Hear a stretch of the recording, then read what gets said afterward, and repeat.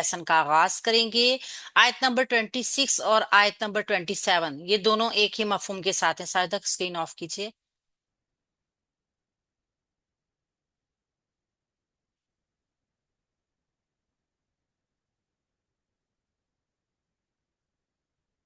दोनों एक ही मफहूम के साथ आ रही हैं। ये मफहूम है कि कुल कुल खैर और खूबी अल्लाह रब्बुल इज्जत के हाथ में है।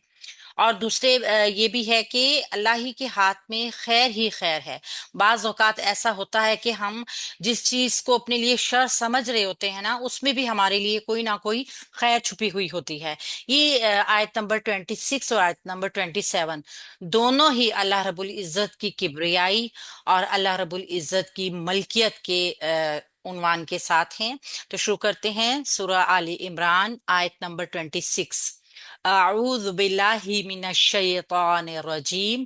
कुल आप कह दें, अल्लाहुम्मा ए अल्लाह, मालिका मालिक है, अल मुल्की बादशाहत का, तू ती तू देता है, अल मुल्का बादशाही, मन तशाऊ जिसको तू चाहता है, व तंजीउ और तू छीन लेता है, अल मुल्का बादशाहत को, मिम्मन तशाऊ जिससे तू चाहता है।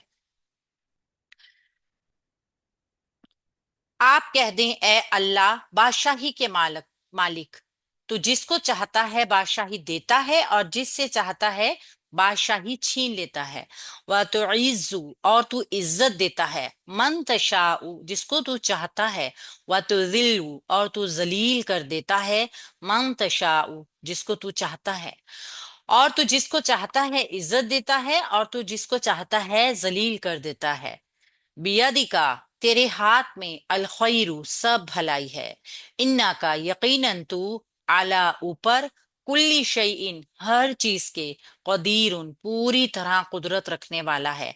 तेरे ही हाथ में सब भलाई है और यकीनन तू पूरी तरह कुदरत रखने वाला है। अल्लाह रब्बुल इज्जत की किब्रियाई, उसकी बुजुर्गी, उसकी मलकियत, उसके मालिक होने की आयात, और हम सब के लिए इसमें काफी सारे लेसन हैं इंशाल्लाह ताला जो हम देखेंगे। पहले हम इसको पहले ग्रामर को देख लेते हैं। कुल फेले अमर है, वाहिद मुजक्कर हाजिर का सीगा है। ठीक है। और वाहिद मुजक्कर हाजिर का सीगा होने की वजह से हमने देखा था काफ वाव लाम रूट वर्ड तो इसका है, लेकिन थोड़ी सी इसमें चेंज पैदा हुई है। फेल मुजारे के सीगों से फेले अमर बनता है, जिसको हमने ग्रामर के प्रीवियस लेसन्स में देख लिया है कि अब हम जानते हैं कि ये कुल फेले अमर जो है, ये फेले मुजारे के हाजिर के सीगों में एक रूल के साथ तब्दीली से बना है।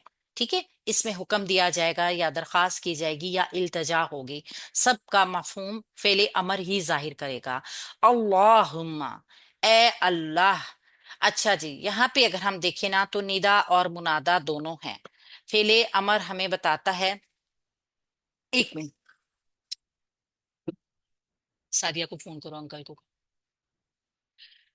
निदा और मुनादा यहाँ दोनों आ रहे हैं। असल में अल्लाहुम्मा जो है ना, अल्लाह रब्बुल इज्जत को पुकारने के लिए, उसको आवाज देने के लिए, ये अंदाज था अहले अरब का। अल्लाह रब्बुल इज्जत को जब पुकारा जाता था तो वो इसी मुखातिब यही हरूफ हुआ करते थे, अल्लाहुम्मा। यहाँ पे अगर देखा जाए ना तो ये या अल्लाहु है, हरफ निदा को हजफ करके उसके इवज में यानी उसके बदले में ये जो आखिर में मीम मुशद्दद का इजाफा कर दिया गया। ठीक है, मीम मुशद्दद का इजाफा कर दिया गया। और अगर हम आगे देखें, या हरफ नदा तो या रब्बा नामी भी महजूफ ही होती है ना, तो या अल्लाह ए अल्लाह, ये मीम के ऊपर मुशद्दद की गई है या हरफ निदा के इवज में। क्यों? क्योंकि ये अल्लाहुम्मा जो है ना, ये अरब का अंदाज था, ये अरब का एक असलूब था जिससे वो अल्लाह रब्बुल इज्जत को पुकारा करते थे। तो ये निदा मुनादा जो है ना, ये पुकारने के लिए अल्लाह रब्बुल इज्जत को पुकारा जा रहा है। जब अल्लाह को दिल की गहराइयों के साथ पुकारा जाता है ना, तो शुरू में या के बजाय आखिर में मीम मुशद्दद लगा दी जाती है। आपने देखा होगा कि जितनी भी दुआएं हैं ना, جتنی بھی دعائیں ہیں آپ اس کو زیادہ تر میکسیمم کو دیکھتے ہیں تو اللہما سے شروع ہوتی ہیں. یعنی کہ جب انسان اللہ رب العزت سے دعا کرتا ہے نا تو وہ اس کا دل جو ہوتا ہے وہ بڑی گہرائیوں سے اس دعا کو مانگتا ہے. تو زیادہ تر دعائیا انداز جو ہے نا اللہما سے شروع ہوتا ہے. تو یہاں پہ بھی چونکہ ہمارے سامنے ایک دعا ہے اس لیے یہ انداز آپ کو نظر آ رہا ہے. مالکا مالک ہے، الملکی بادشاہت کے. مالک الملکی مرکب اضافی بن گیا کیونکہ مالکہ بھی اسم ہے اور الملکی بھی اسم ہے. دو اسم ایک جگہ پہ آ رہے ہیں، دوسرا اسم مجرور ہے اور پہلا اسم جو ہے وہ ہلکی حالت میں ہے، یعنی نہ ال ہے نہ تنوین ہے. تو یہ مرکب اضافی کا پیٹرن ہمیں بتاتے ہیں. یہ مرکب اضافی جو ہے نا قل فعل امر کے لیے مفعول بھی بنے گا. ٹھیک ہے. تو تو دیتا ہے. تو فعل مضارع ہے، واحد مذکر غائب کا صیغہ ہے، واحد مذکر حاضر کا صیغہ ہے. تو دیتا ہے. حمزہ تا یا اس کا روٹ ورڈ ہے. الملکہ بادشاہی. میم لام کاف روٹ ورڈ کے ساتھ منصوب اسم ہمارے پاس آیا ہے جو تو فعل کے لیے مفعول ہے. من تشاء جس کو تو چاہتا ہے. من ہم نے دیکھا یہ حرف استفہام ہے، جملے کو جوڑتا ہے اور اگلا حصہ جو ہے وہ اس کا صلہ بن کر آتا ہے. یہ موصول صلہ مل کے جملے کا حصہ بن جاتے ہیں. تو من استفہامیہ نہیں من وہ ہے استفہامیہ موصول ہے، من موصول ہے نا، جملہ جوڑ ہے. تشاء موصول ہے. جی. تشاء تو چاہتا ہے، فعل مضارع واحد مذکر حاضر کا صیغہ. شین یا حمزہ اس کا روٹ ورڈ ہے. یعنی اللہ رب العزت جس کو چاہتا ہے بادشاہت عطا کرتا ہے. کیوں؟ کیونکہ وہ مالک ہے، یہ اس کی مرضی ہے، یہ اس کا اختیار ہے. جب ہم کسی چیز کے مالک ہوتے ہیں نا ہمارا پورا اختیار ہوتا ہے کہ ہمارا جس کو دل کرے وہ دے دے. ہم جس کو بھی کوئی چیز دینا چاہتے ہیں دے سکتے ہیں کیونکہ ہم اس چیز کے مالک ہوتے ہیں اور مالک کا پورا اختیار ہوتا ہے. اسی طریقے سے اللہ رب العزت بادشاہ ہے اور وہ جس کو چاہے گا وہ بادشاہی عطا کر سکتا ہے. وَتَنزِعُ اور تو چھین لیتا ہے. نون زا عین روٹ ورڈ کے ساتھ فعل مضارع واحد مذکر حاضر اللہ رب العزت کے لیے آ رہا ہے نا تو فعل ہے الملکہ بادشاہی. یہ بھی مفعول اسم ہو کر ہمارے پاس مفعول بنا ہے کیونکہ منصوب اسم ہے نا تو ہمارے پاس کیونکہ فعل کے فوراً بعد آیا ہے اور منصوب حالت میں ہے تو ہم اس کو مفعول کہیں گے. اگر ہم دیکھیں کہ فعل کے بعد کوئی مرفوع اسم آ رہا ہے تو ہم اس کو فاعل کنسیڈر کریں گے، لیکن اگر فعل کے بعد کوئی منصوب اسم آ جاتا ہے نا تو پھر وہ اس فعل کے لیے مفعول ہوگا. ٹھیک ہے. تو یہاں پہ ہمیں فعل کے بعد نظر آ گیا منصوب اسم، یہ بن گیا مفعول بھی اس فعل کے لیے. تنزیع فعل کا. آگے دیکھتے ہیں من تشاء جس کو تو چاہتا ہے. اللہ رب العزت کی بادشاہت اللہ چاہے تو چھین لے، کوئی انسان کچھ بھی نہیں کر سکتا. اللہ چاہے تو عطا کر دے، کوئی انسان روک نہیں سکتا. یہی ان آیات کی ہمیں ایک نظر آئے گی. ممن جس سے تشاء تو چاہتا ہے، یعنی تو چھین لے جس سے تو چاہتا ہے. من حرف جر ہے اور من موصول ہے. تشاء فعل مضارع واحد مذکر حاضر کا صیغہ ہے.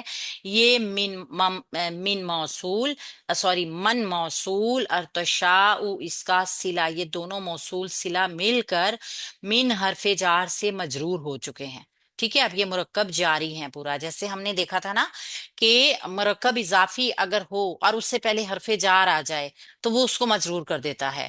مرکب توصیفی اگر آ رہا ہو اور اس سے پہلے حرف جار آ جائے تو وہ اس کو بھی مجرور کر دیتا ہے. تو سیم موصول اور صلہ اگر اکٹھے آ رہے ہوں اور اس سے پہلے من حرف جار ہو تو وہ موصول اور صلہ بھی دونوں اس سے مجرور ہو جاتے ہیں. ٹھیک ہے.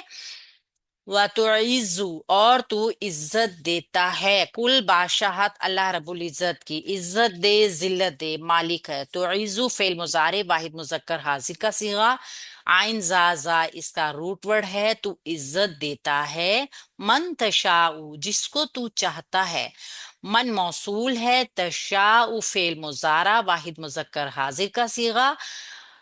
شین یا حمزہ اس کا روٹ ورڈ. وَتُذِلُّ اور تو ذلیل کر دیتا ہے. یہ دیکھ لیجئے یہ موصول ہے، یہ اس کا صلہ بھی ہے. وَتُذِلُّ اور تو ذلیل کرتا ہے. واو حرف عطف ہے. تو ذلُّ فعل مضارع واحد مذکر حاضر کا صیغہ.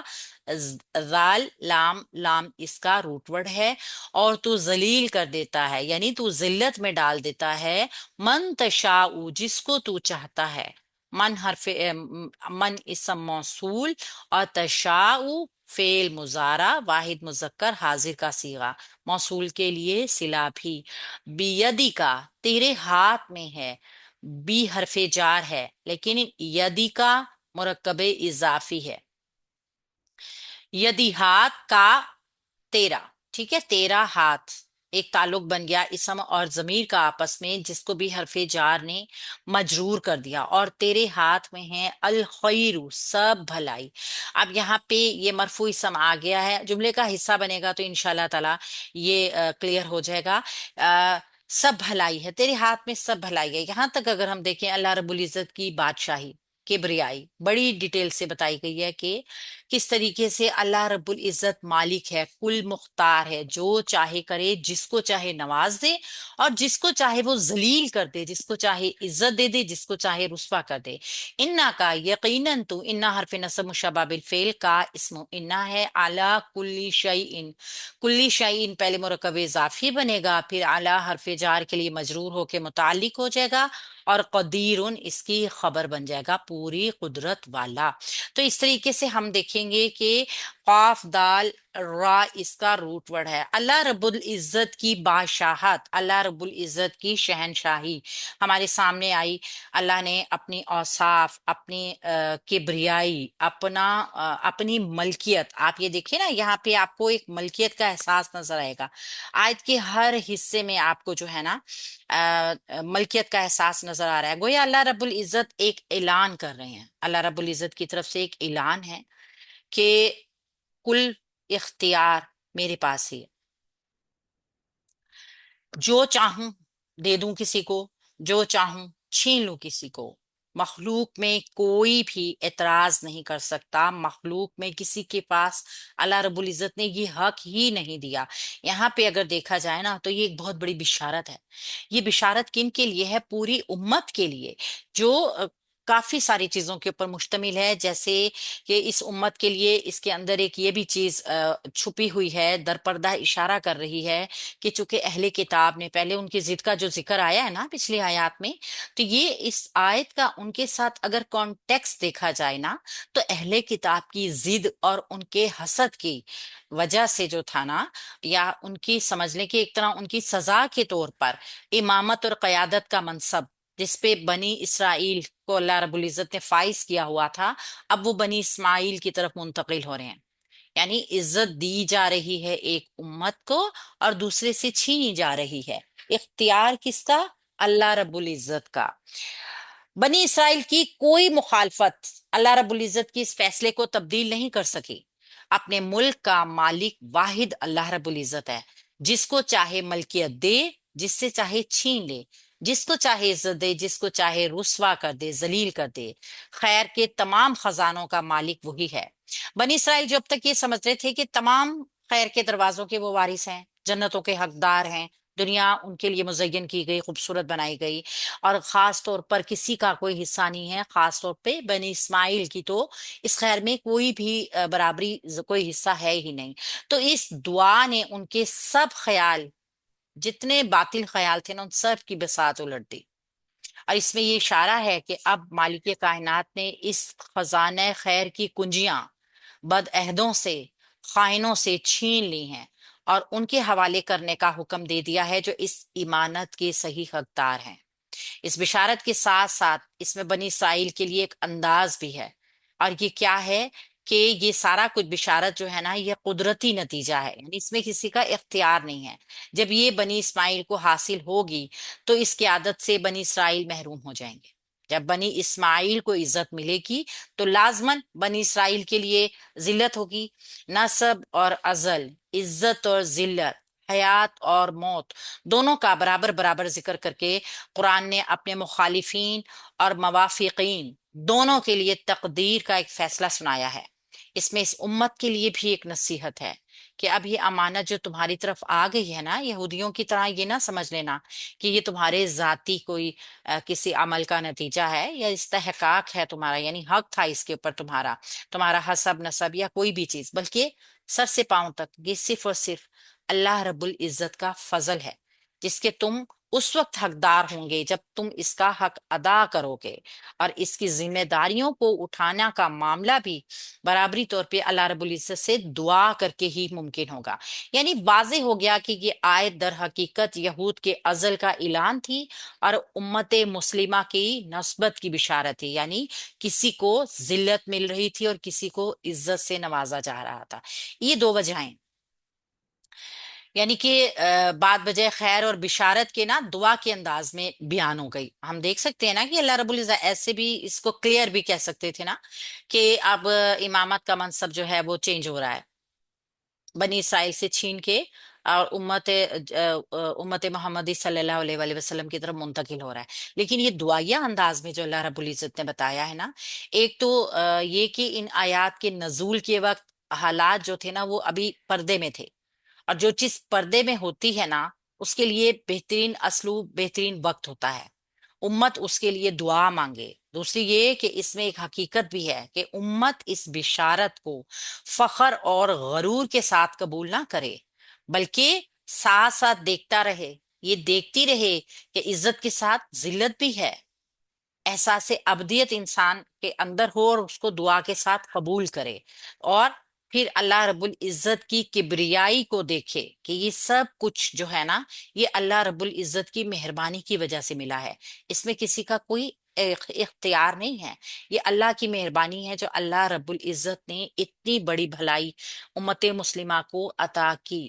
آیت نمبر 27 کو دیکھتے ہیں، تو لیجو، وہ تو داخل کرتا ہے اللیلہ، رات کو، فی النہاری، دن میں، وَتُولِجُ، اور تو داخل کرتا ہے النہارا، رات کو، فی اللیلی، النہارا، دن کو، فی اللیلی، رات میں، تو ہی دن کو تو ہی رات کو دن میں داخل کرتا ہے اور تو ہی دن کو رات میں داخل کرتا ہے، اللہ رب العزت کی شان۔ وَتُخْرِجُ، اور تو نکالتا ہے الحیہ، زندہ کو، من المیت، مردہ سے، وَتُخْرِجُ، اور تو نکالتا ہے المیت، مردہ کو، من الحی، زندہ سے، تو ہی زندہ کو مردہ سے نکالتا ہے اور تو ہی مردہ کو زندہ سے نکالتا ہے، وَتَرْزُقُ، اور تو رزق دیتا ہے، من تشاء، جس کو تو چاہتا ہے، بغیر حساب، بغیر حساب کتاب کے۔ اللہ رب العزت نے ان آیات میں اپنی شان، اپنی بزرگی اس لیے بیان کی ہے تاکہ اہل منصب جو اس منصب پہ فائز ہونے والے ہیں نا وہ اس کو اپنے کسی عمل یا حسب نسب کی وجہ نہ سمجھ لیں، یہ کیا ہے، صرف اور صرف اللہ رب العزت کا احسان۔ اور جب کوئی کسی کے اوپر احسان کرتا ہے نا، یعنی کسی کو کوئی مرتبہ ملتا ہے، کوئی درجہ ملتا ہے، کوئی اس کو پوسٹ مل جاتی ہے نا، تو پھر اس کی ذمہ داریاں بڑھ جاتی ہیں۔ تو ہم امت محمدی کو یہ جو اللہ رب العزت نے انعام دیا ہے اس کے ساتھ ہماری ذمہ داریاں بڑھائی ہیں، ہم نے یہ سوچنا ہے ان آیات کو پڑھتے ہوئے۔ تولیجو، گرامر سے دیکھتے ہیں، تولیجو، تو داخل کرتا ہے، فعل مضارع ہے، واحد ہے، مذکر ہے، غائب کا صیغہ ہے، واو لام جیم اس کا روٹ ورڈ ہے، اللیلہ، رات کو، اللیلہ مفعول آ گیا، لام یا لام، لیل، اصل میں لیل کہتے ہیں اندھیرے کو، ٹھیک ہے، ایسا گھٹا ٹوپ اندھیرا جس کے میں روشنی کی کوئی ایک ہلکی سی رمق نہ ہو، فی النہاری، دن میں، فی حرف جار ہے اور النہاری نون ہا را روٹ ورڈ کے ساتھ مرکب جاری بنا رہا ہے، یہ مرکب جاری متعلق ہو جائے گا فعل کے، یہاں تک ایک جملہ فعلیہ بن جائے گا، وَتُولِجُ، اور تو داخل کرتا ہے، یہ بھی واو لام جیم روٹ ورڈ کے ساتھ فعل دوبارہ وہی فعل ریپیٹ ہو گیا، واحد مذکر غائب کا صیغہ فعل مضارع کا، تو داخل کرتا ہے النہار، رات کو، یہاں النہار مفعول بن کر آیا ہے، اور فی اللیل اللیلی جو ہے یہ متعلق بن گیا ہے. یعنی جملے میں آپ دیکھیے پہلے مفعول آیا، بعد میں متعلق آیا، جملہ فعلیہ، فرق کوئی نہیں پڑا. ٹھیک ہے ترجمے میں. اسی طرح اگر پہلے مفعول آ جائے اور بعد میں مرکب جاری آئے تو بھی کوئی جملے میں فرق نہیں پڑا. آگے آگے پیچھے حروف ہوئے ہیں، سیم وہی پیٹرن ہے. وَتُخْرِجُ اور تو نکالتا ہے. خراجیم نکالنا. اچھا خرج ہوتا ہے باہر نکال دینا. ایک چیز ہوتی ہے جو بالکل ایک دوسرے سے جدا کر دی جائے، اس معنی میں آتا ہے. فعل ہے مضارع، واحد مذکر حاضر کا صیغہ ہے. الحیہ زندہ کو، یا روٹ ورڈ کے ساتھ منصوب اسم ہمارے پاس مفعول بن گیا فعل کے لیے. من المیتی مردہ سے. ٹھیک ہے، میم واو تا اس کا روٹ ورڈ ہے اور مرکب جاری بن کر یہ متعلق ہو گیا. یہاں تک ایک جملہ فعلیہ مکمل ہو گیا. وَتُخْرِجُ اور تو نکالتا ہے. خراجیم روٹ ورڈ کے ساتھ جملہ فعلیہ، واو حرف عطف، یہ فعل مضارع واحد مذکر غائب کا صیغہ. المیتی مردہ کو، میم واو تا اس کا روٹ ورڈ ہے اور یہ مفعول ہے فعل تخریج، فعل تخریج کا. من الحی زندہ سے متعلق ہو گیا. من حرف جار، الحی مجرور ہو گیا تو متعلق ہو گیا یہ فعل کے. یعنی کہ اللہ رب العزت کا اختیار یہاں پر بھی دکھایا جا رہا ہے کہ اللہ رب العزت رات کے بعد دن کی روشنی لے آتا ہے. یعنی رات کو پھاڑ دیتا ہے، اندھیرے کو پھاڑ دیتا ہے اور اس میں سے روشنی کو نکال کر لے آتا ہے. اسی طرح وہ نکال لیتا ہے زندہ کو موت سے، یعنی مردہ کے اندر سے، مردہ چیز سے. ابھی ہم انشاءاللہ تعالی تفسیر میں دیکھتے ہیں. اسی طریقے سے وہ مردہ چیز میں سے زندہ کو نکالتا ہے اور زندہ میں سے مردہ کو نکال دیتا ہے. اللہ کی قدرت ہے. اللہ رب العزت اختیار رکھتے ہیں، جو چاہے کر سکتے ہیں. اچھا اس کو اوپر کر لو. وَتَرْزُقُ اور تو رزق دیتا ہے. فعل مضارع ہے، واحد ہے، مذکر ہے، غائب کا صیغہ ہے اور حاضر کا صیغہ ہے. اور تو رزق دیتا ہے، فعل مضارع واحد مذکر حاضر. من تشاء جس کو تو چاہتا ہے. من موصول ہے، تشاء فعل ہے. فعل مضارع واحد مذکر حاضر کا صیغہ ہے اور فعل بفاعل بھی ہے نا. دیکھیں اس کے اندر چونکہ باہر فاعل اس کا نظر نہیں آ رہا تو تشاء کے اندر اس کا فاعل موجود ہے. یہ فعل با فاعل ہو کے من موصول کے لیے صلہ بن گیا ہے. ٹھیک ہے. اور تو رزق دیتا ہے جسے تو چاہتا ہے. اب یہ رزق ایسی چیز ہے جس کی وجہ سے انسان سب کچھ کرتا ہے، ذلیل ہو رہا ہے دنیا میں. ہم سب صرف اور صرف رزق کے پیچھے بھاگ رہے ہیں. حالانکہ اللہ رب العزت کتنی صاف صاف آیات میں کہہ رہے ہیں کہ اللہ رب العزت کا اختیار ہے کہ وہ کس کو رزق دے، کس کو رزق نہ دے. بغیر حساب، بھی حرف جار ہے اور غیر حساب جو ہے یہ مرکب اضافی کا پیٹرن ہے اور بھی حرف جار سے مجرور ہو کے مرکب جاری ہو کر متعلق بن گیا ترزقو تشاء فعل کے. اچھا اب اگر ہم دیکھیں نا بھی زائدہ بھی ہے، بے حساب بغیر حساب ترجمہ پورا ہے. بھی حرف جار جو ہے یہ زائدہ ہے، یہ صرف مجرور کرنے کے لیے، متعلق بنانے کے لیے استعمال ہوا ہے. ہم نے دیکھا تھا نا کہ جملے میں جو کچھ بھی فعل فاعل مفعول کے علاوہ ہوگا وہ مرکب جاری کی شکل میں ہوگا. کوئی بھی مرکب جاری کی وجہ سے مجرور ہو کر متعلق بنے گا، جو کہ یہاں پہ آپ کو نظر بھی آ رہا ہوگا. غیر حساب پہلے مرکب اضافی بنا اور بھی حرف جار کی وجہ سے مجرور ہوا. یہ حرف جر کیوں لایا گیا؟ کیونکہ فعل میں ضرورت نہیں تھی کسی ایسے پارٹیکل کی جو کہ اس کے حساب سے سوٹ نہیں کرا. ٹھیک ہے، تو بھی حرف جار لا کے اس کو متعلق کر دیا فعل کے. اس طرح جملے میں جو کچھ ایکسٹراز میں آتا ہے نا وہ فعل کے متعلق ہو کر آتا ہے. تو اللہ رب العزت کی قدرت ہر ایک چیز میں، یعنی نظام تکوینی کونی نظام ہے نا، ایک دنیا کا ایک نظام ہے. تولیج اللیلہ یعنی اس میں جو آیت مذکور ہوئی ہے نا وہ کائنات کی نظام کی ایک نشانی ہے. مطلب یہ کہ جو رب رات کو دن میں داخل کرتا ہے اور رات کے بعد دن کو پھاڑ کے نکال لاتا ہے، نمودار کر دیتا ہے، اس کے سوا دنیا میں ازل اور نسب یعنی ذلت اور عزت کا اختیار کسی کو بھی نہیں ہے. یہ دن کو رات میں داخل کرنا اور رات کو دن میں داخل کر دینا، یہ ان کی آمد اور شد کی نہایت خوبصورت تشبیہ ہے. یعنی معلوم ہے ایسا ہو رہا ہے کہ دونوں ایک دوسرے کا تعاقب کر رہے ہیں، ایک دوسرے کے پیچھے بھاگ رہے ہیں. کبھی رات دن میں داخل ہو رہی ہے، کبھی دن رات کے اندر داخل ہو رہا ہے، کبھی دن چھپ رہا ہے، رات باہر آ رہی ہے. یعنی یہ ایک چکر ہے، یہ گول چکر ایسا ہے، پورے تسلسل کے ساتھ چل رہا ہے. اس کو چلانے والا اللہ رب العزت ہے، کیونکہ وہ قدرت، اپنی قدرت کے اوپر مکمل کنٹرول رکھنے والا ہے. یہ اس کی شان ہے کہ وہ دن کو رات میں نکال لاتا ہے، دن سے رات کو. سوچے اگر رات ہی رات ہو، روشنی ہو ہی نہ، تو انسان کا کیا دماغ ہو جائے گا.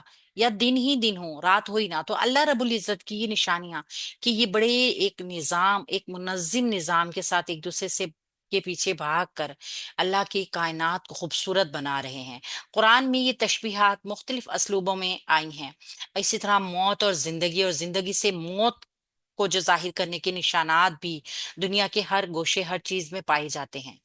مادیات میں بھی، معنویات میں بھی ایک لطیف تعریض ہر جگہ موجود ہے.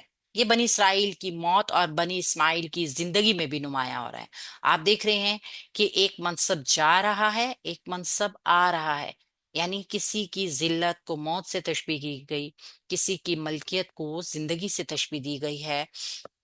حضرت ابراہیم کا جو پودا فلسطین کی سرسبز سرزمین میں لگایا گیا تھا، وہ اب سوکھ چکا تھا. جیسا کہ حضرت یحییٰ نے فرمایا تھا کہ اس کی جڑ پر کلہاڑا رکھا ہوا تھا.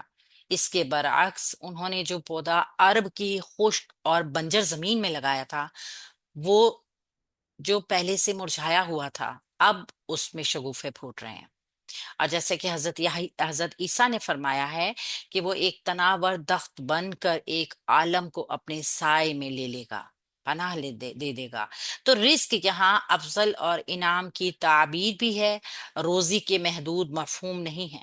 بغیر حساب یہاں دو مفہوم ہیں. ایک کثرت کے معنوں پہ، یہ دیکھیے، یہ بغیر حساب جو ہے نا، ایک تو کثرت، اللہ رب العزت تعداد کے حساب سے گن کے کسی کو رزق نہیں دیتا. اللہ جس کو چاہتا ہے نا، وہ کسی کی کوئی بھی ادا پسند آ جائے، کبھی کسی کی آزمائش ہو، وہ کبھی کچھ بھی ہو، یعنی اختیار اللہ کا ہے، جس کو چاہے گا بے اندازہ فضل اور انعام سے نوازتا ہے، جس کی کوئی حد اور کوئی نہایت نہیں ہے. اور جیسے اللہ رب العزت نے اور کہیں بہت ساری دوسری جگہوں پہ بھی اسی طریقے کا مفہوم دیا ہے، وَيَرْزَقُ مِنْ حَيْثُ لَا يَحْتَسِبُ، اور اس کو وہاں سے روزی دے گا جہاں اس کا گمان بھی نہیں ہوگا. سورہ طلاق میں یہ بڑی مشہور آیت ہے. تو وہ واضح ہو گیا ہے کہ اہل کتاب کی حیثیت اب ایک اجڑے ہوئے گھر کی ہے. اس نے ڈھہنا ہی ڈھہنا ہے، یعنی گرنا ہی گرنا ہے، کیونکہ انہوں نے مسلمانوں کو نفاق میں مبتلا کرنے کی بے انتہا کوششیں کی. اللہ رب العزت کے قائم کردہ جو تھے اصول، ان کے نافرمانی کی، بد عہدی کی، اللہ رب العزت کے احسانات کی ناشکری کی، ان کا کفر کیا، انکار کیا، شرک کا گناہ بھی کیا. تو سب کچھ دیکھتے ہوئے اللہ رب العزت نے اب ان کو ایک طرح کی موت دے دی، اور بنی اسماعیل کی طرف یہ رخ ہو گیا نبوت کا، یعنی ان کو زندگی مل گئی. یہ اللہ رب العزت کا کل ٹوٹل اپنا اختیار ہے. اس میں یعنی اللہ کے اس کارخانے میں اس کا کوئی شریک نہیں ہے، نہ کوئی اس کو مشورہ دینے والا ہے، نہ ہی کوئی اس کے کاموں میں اس کے ساتھ دخل اندازی کر